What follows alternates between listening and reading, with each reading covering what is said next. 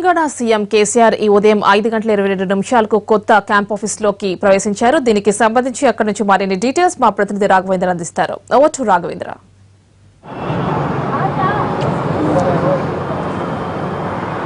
Thank you Amini. Telangana ముఖ్యమంత్రి అధికారిక నివాస సముదాయం ఉదయం గృహప్రవేశం జరిగింది. 5:22 శాస్త్రోక్తంగా ముఖ్యమంత్రి కేసీఆర్ దంపతులు గృహప్రవేశం చేశారు. ఈ కార్యక్రమంలో పలువురు మంత్రులతో పాటు చిన్నజీయర్ స్వామి కూడా పాల్గొన్నారు. కొద్దిసేపటి క్రితం గవర్నర్ దంపతులు కూడా ఈ కార్యక్రమానికి వచ్చారు. ఈ నూతన గృహప్రవేశ కార్యక్రమంలో పాల్గొనడానికి వారు చేరుకున్నారు. పలువురు మంత్రులు, ప్రజాప్రతినిధులు అంతా ఉన్నతాధికారులు కూడా ఒక్కొక్కరుగా చేరుకుంటున్నారు. రికార్డు సమయంలో ముఖ్యమంత్రి భవన సముదాయాన్ని నిర్మించారు.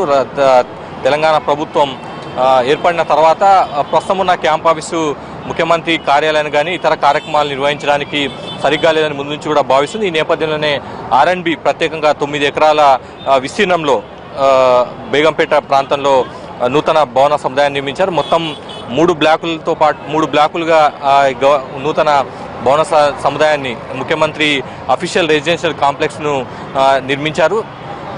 దాదాపుగా వీటికి సంబంధించి state of the art technology అంటే దాదాపుగా ఇక్కడ నుంచే ముఖ్యమంత్రి తహసీల్దార్తో సహా అందరి ఉన్నతాధికారులతో కూడా వీడియో కాన్ఫరెన్స్ నిర్వహించే అవకాశం కూడా ఉంది.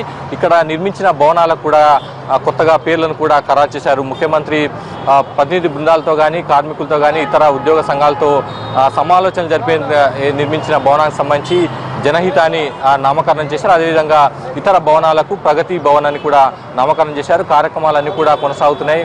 ఉన్నతాధికారులు, ప్రజాప్రతినిధులు ఒక్కొక్కరు అందరుగా వచ్చి ఈ కార్యక్రమంలో పాలు పంచుకుంటున్నారు. మొత్తం మీద కొంతకాలంగా ఈ అంశానికి సంబంధించి పూర్తి స్థాయిలో కసరత్తు జరుగుతుంది. అయితే ఇక్కడ ఉన్న ప్రస్తుతం ఉన్న నివాస సముదాయం అధికారిక సమీక్ష నిర్వహించడానికి కానీ ఇతర కార్యక్రమాలకు అనుగాలేదని ముఖ్యమంత్రి భావించారు. ఈ నేపథ్యంలోనే రికార్డు సమయంలో ఈ భవనాన్ని నిర్మించారు. దాదాపు 35 కోట్లకు పైగా ఖర్చు అయినట్టుగా ప్రభుత్వ వర్గాలు కూడా చెప్తున్నాయి. ఇక్కడ నుంచే ఇకపై ముఖ్యమంత్రి కేసీఆర్ అధికారిక కార్యక్రమాలు కానీ ఇతర సమీక్ష సమావేశాలు కానీ నిర్వహించబోతున్నారు.